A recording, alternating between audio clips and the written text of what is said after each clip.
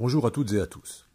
Voici une petite vidéo pour faire suite à une information transmise par un ami au sujet d'un avion renifleur de radioactivité qui aurait survolé l'Europe du Nord ainsi que la France entre fin juillet et le milieu du mois d'août 2021.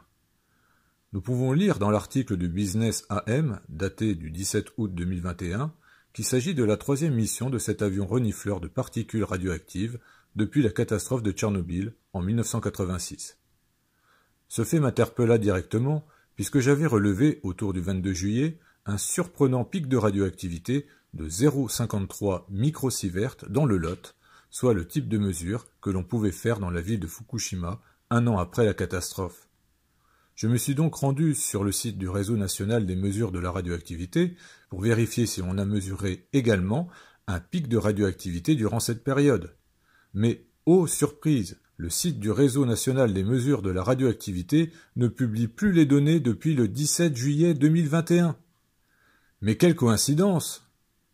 Ce timing parfait entre l'arrivée de l'avion renifleur des particules radioactives en Grande-Bretagne et l'arrêt du relevé des données de la radioactivité en France semble en effet suspect.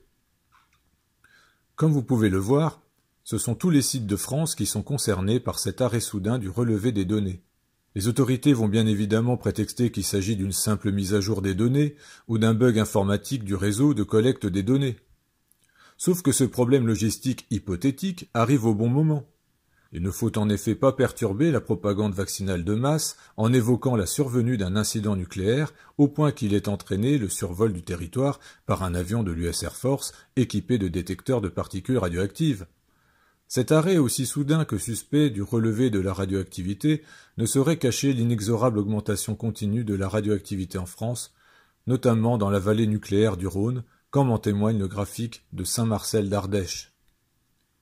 Avec sa cinquantaine de réacteurs, il est difficile d'envisager un avenir véritablement serein dans cette poubelle radioactive peuplée désormais de millions de zombies vax.